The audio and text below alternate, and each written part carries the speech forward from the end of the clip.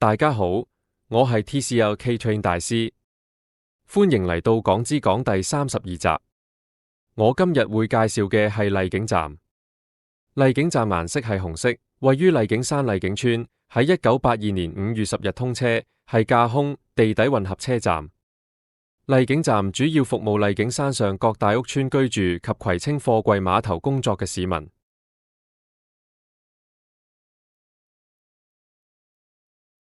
荔景站設有2個月台層，共4個月台，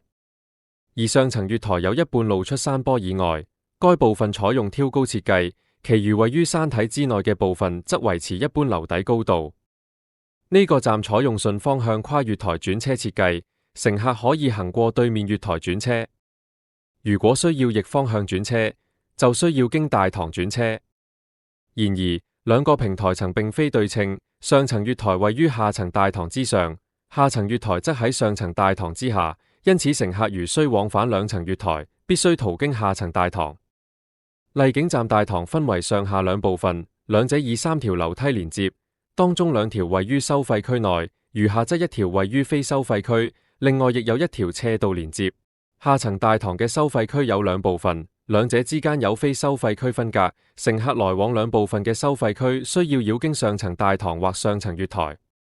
呢個站係唯一一個設有直立式站牌嘅前地鐵市區線車站，位於上層月台前半部分。有一組車站藝術品設置喺上層月台，作品標題係宇宙。荔景站共設有5個出入口，分別係往荔景山路嘅1出口，往賢荔苑嘅2出口，往荔景村嘅3出口，往貨櫃碼頭嘅 B 出口同往香港考評局荔景評核中心嘅 C 出口。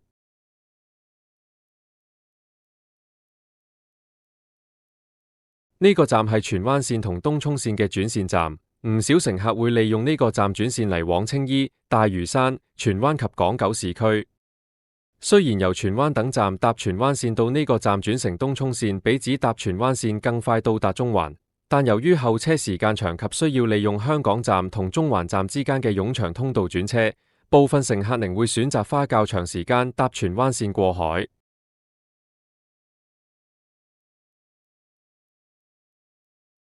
1994年，當時嘅地鐵公司將荔景站擴建，作為機場鐵路、荃灣線及東涌線嘅轉乘車站之一。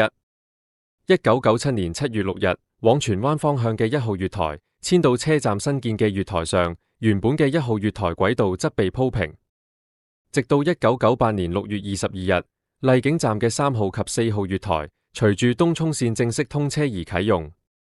2000年6月，地鐵公司宣布喺當時3條營運中路線嘅地底車站加裝月台幕門，而呢個站荃灣線月台嘅月台幕門喺2004年完成安裝。今日荔景站嘅介紹就完到呢度，下集我會講南昌站，未完待續。